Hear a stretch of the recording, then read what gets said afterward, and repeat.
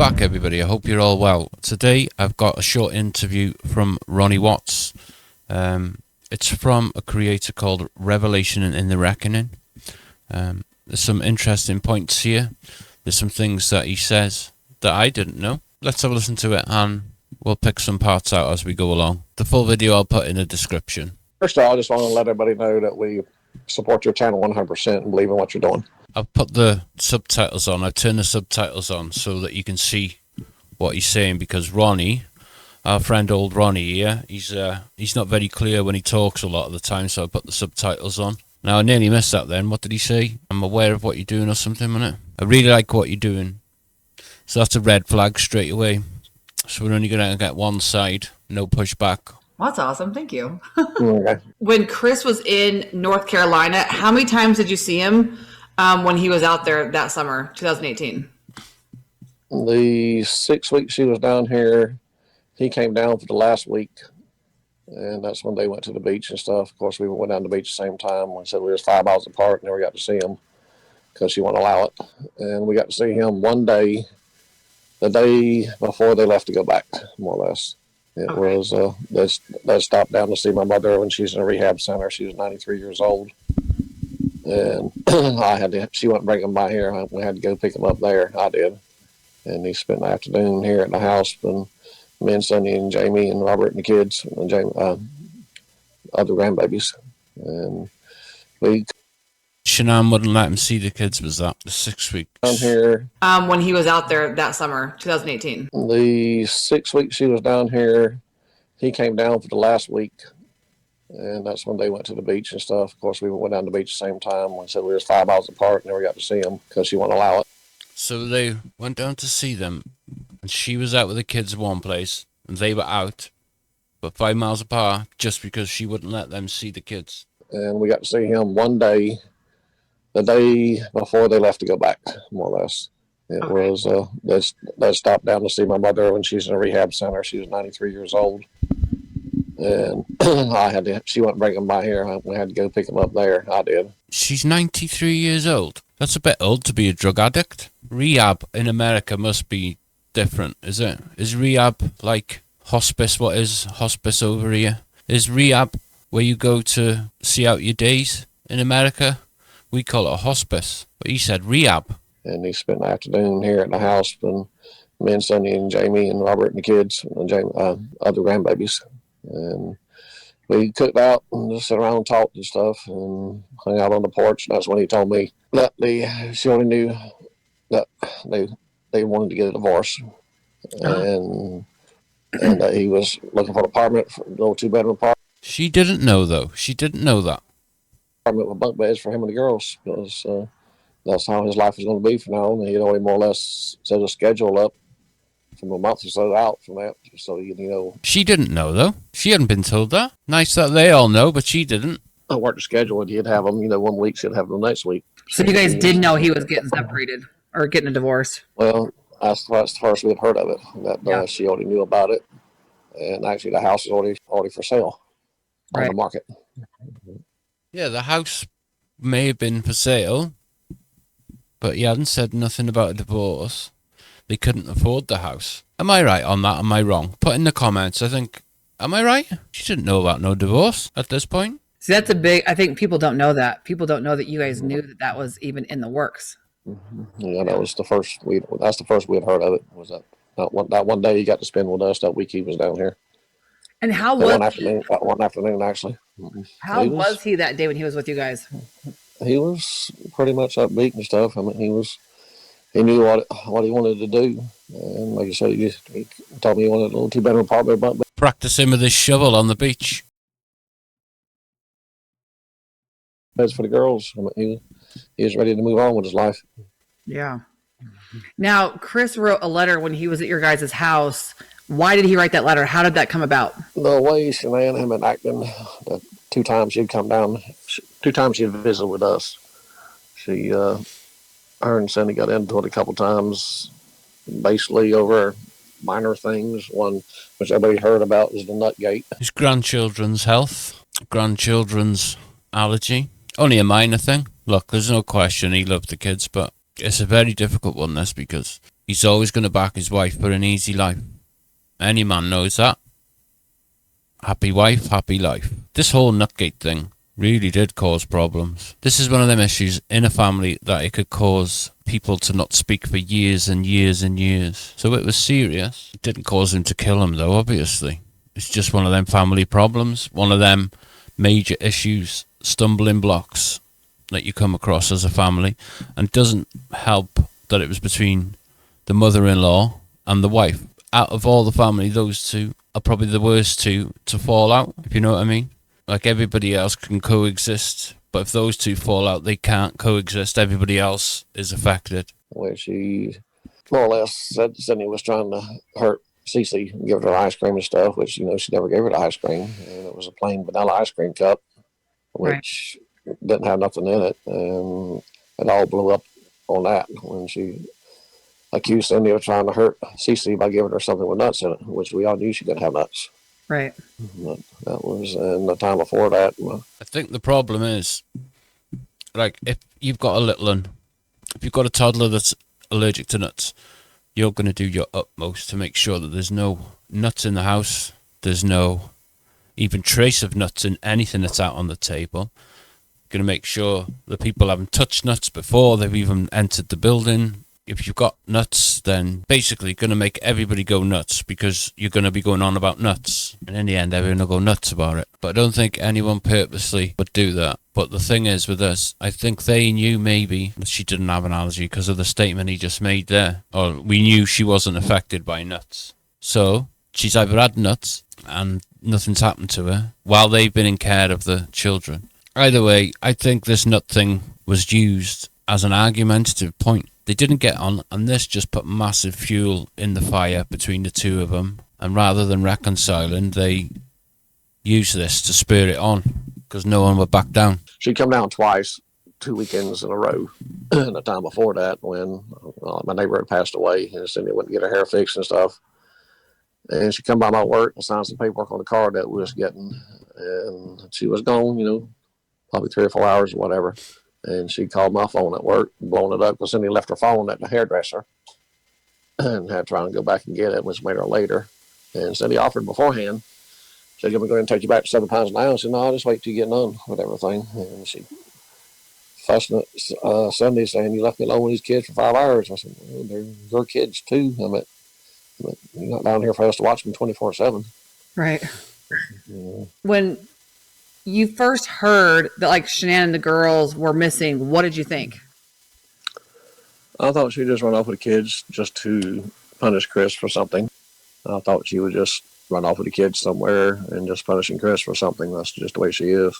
Right. I think that's what we all must have thought, or any logical, normal person wouldn't go straight to murder, would they? They'd go, she's left to chill out and cool down. What makes it interesting is in a discovery, Sandy, quite early on in the discovery as well, more or less straight away from when the police were called, there's a page in the discovery that says that if he's harmed my daughter, he would have done something and took them to the oil tanks. If you look at the GPS of the truck, that's where my family will be. So for her to be straight on Chris like that, something's obviously gone on beforehand. I can't find anything like arguments or anything like that. So I just thought it was interesting that she would be onto him straight away. But normally it's the husband, isn't it? It's normally the husband or the boyfriend, cousin, the brother. When you picked up Chris from the airport, what did you guys talk about? And did he say anything particular that stood out to you?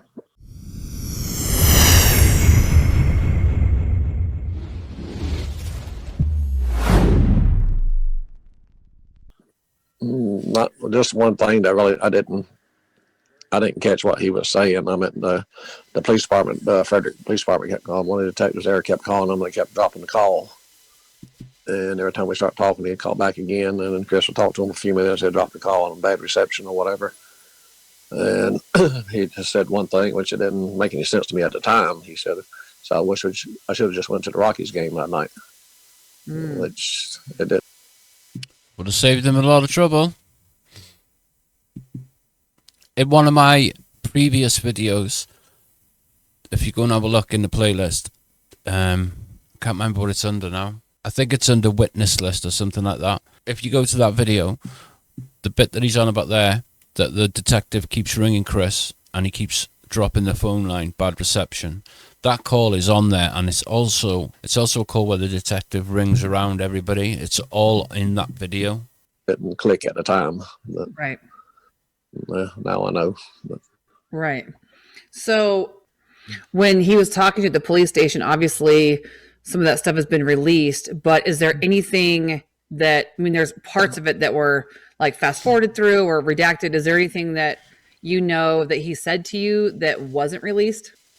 yeah, because when we was talking, when he told me what happened, and actually and told me where the girls were at, and he said, Dad, I could not put them with her after what she did to him.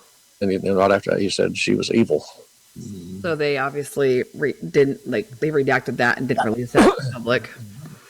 So everyone, That's something kind of stayed in my mind when he said, when I found out where the girls were at, he said, Dad, I cannot put them with her after what she did to him.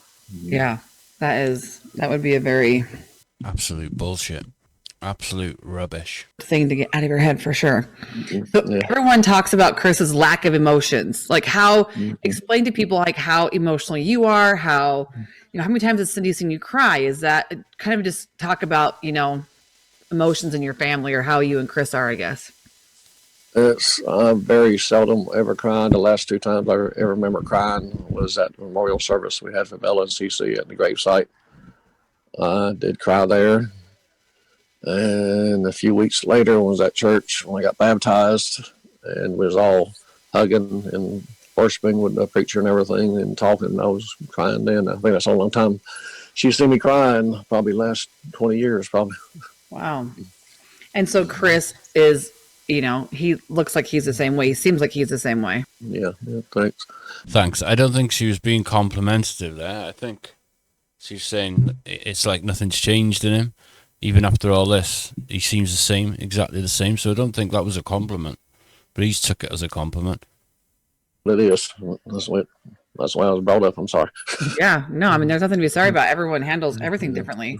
So when you left, when you talked to Chris in the police station, so you actually had asked for an attorney at some point, and then when all of that was over, they walked you out. Did they let you come back to the police station the next day and see him again? Like, what happened after they walked you out that day? After everything was over, they ended up taking me to a hotel, and I've got the video of that.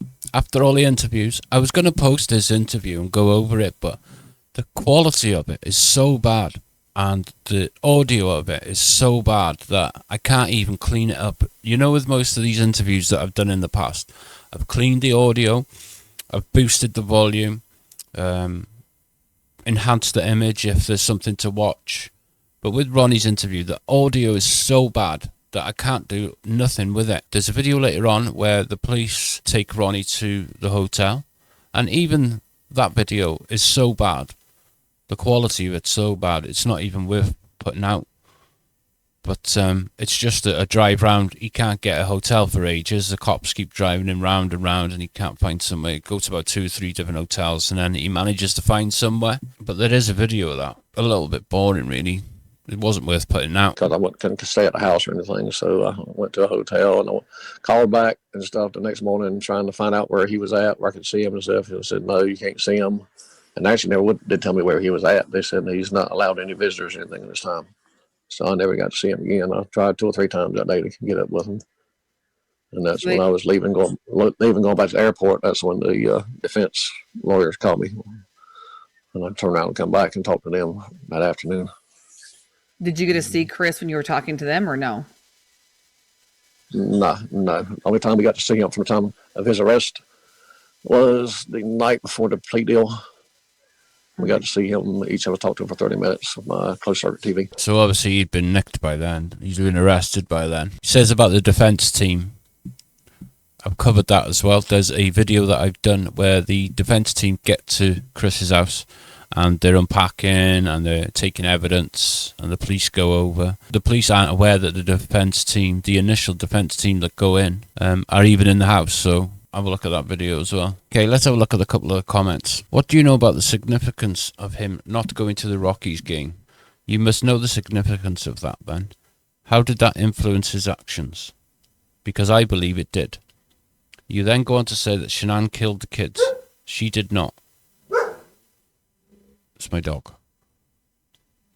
You can't have it both ways. Something that the lazy dog made him decide to do it. Why do you say that? Why do you know now? And Cindy left her phone at the hairdresser. Why couldn't she borrow one? She was supposed to be watching the kids while Shanann had a meeting. A working pregnant woman with 2 little ones. Great help gaslighting and ignoring her like that. Leaving her at home. Mary. I think Mary comes in my chat sometimes. The lady that gave Chris his failed polygraph was the one that first mentioned the scenario about Shanann killing her babies. He is a liar. Yes, we've been over this. There's a technique, I think it's called the Reed technique, where they get the suspect to open up to sort of say they're involved without the gravity of taking the whole blame of the whole situation. Once they've got them to admit that, then that's where they proceed in nailing them for the whole thing then. I think it's called the Reed technique. They basically get them to open up, admit to the first part that they were involved, and then they back it up with evidence, nail them for the whole lot then. I only listened to half of this because it's bullshit. The house was not on the internet. The house was not on the market, and Shanann had told him to go and see his parents several times. She reached out to remind them of Cece's party and sent directions. They chose not to come. She also sent them an ultrasound photo of the baby boy. No response from them. Cindy hated Shanann Watts from day one. No reason. I won't go too far into that. I'm not going to go into that one. For all you haters against Ronnie and Cindy, you are all horrible. I can understand being hateful towards Chris, but not Cindy and Ronnie. I think the problem is that Cindy, for a long time, wouldn't accept that Chris had done it. I think that's the problem. And truthfully, I bet you she still doesn't now. I may be wrong. Chris is a monster, I was a monster. Funny how Shanann didn't even know, but you all knew. They believe his explanation for putting his baby girls in oil tanks is because he couldn't put them near Shanann after what she did. I understand being blinded by love, but these two are just straight. To hate a woman so much, you blame her murder on her. I'm sickened by they literally give me a tension migraine. Do you know what? I actually agree with that comment, because if he couldn't put them next to her after what she'd done, what he did after that was 10 times worse anyway. So that doesn't make sense. I'm not going to go into all these comments because some of them are quite bad, and just want to point out that these comments I'm reading out, they're from the original video. They're not from my members or my subscribers. I'm not going to go into all these comments. If you want to go to Revelation in the Reckoning. I just thought we'd play that one because I hadn't seen it, and I had to dig that one up, so hopefully you haven't seen it. Okay guys, it's only going to be a short one today because yesterday's one took me so long. Thanks for tuning in. Remember, don't have nightmares.